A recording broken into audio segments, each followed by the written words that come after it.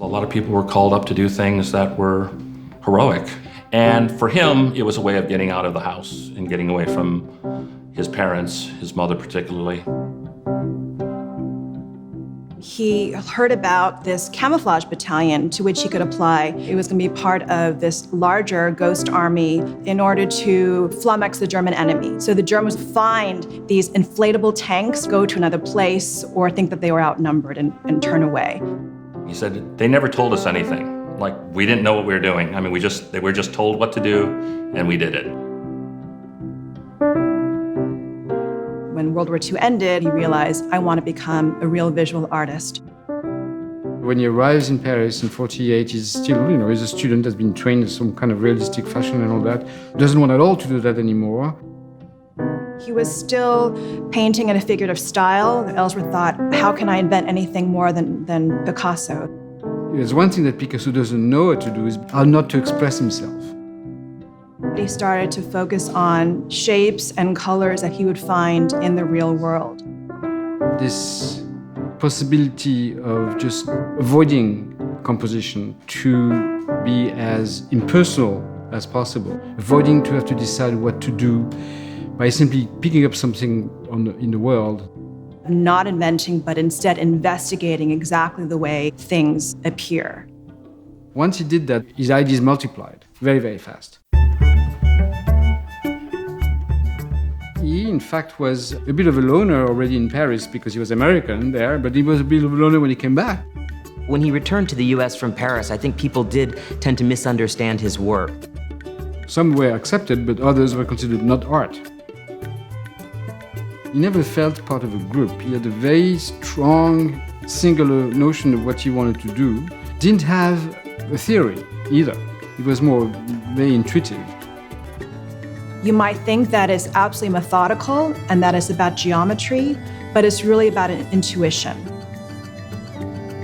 In some senses, he was linked with minimal art of the 1960s, showing works that he had made in the 40s, 20 years before minimalism even existed. So in a way, he's a real artist of his time, but he's also someone a bit outside of time. Ellsworth paintings are always opening up to you.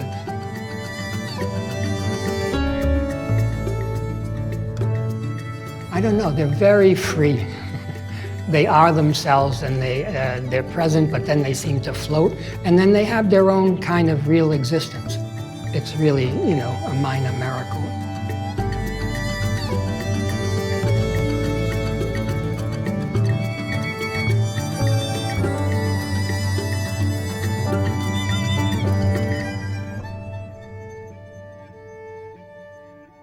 It's a shape by Ellsworth you don't forget. It's just like it's imprinted in your. There's only him that did this kind of thing.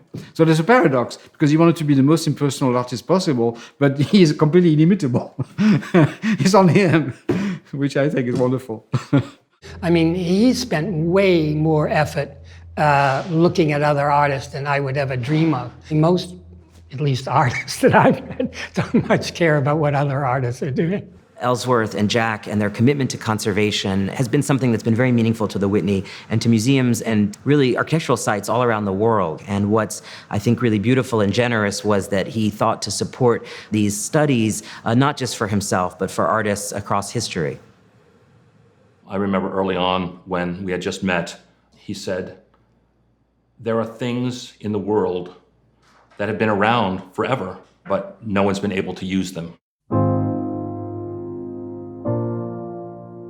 See that shape, see that dark shape? Well, primitive man or even an impressionist might not be interested in that as a shape. But it's there. That is the strongest thing I see in what I'm looking at right at this very moment, is that shape. I think he became much more comfortable in who he was and the kind of artist he was and how the world saw him. He relaxed in a way. As much as he could relax, which was probably not very much.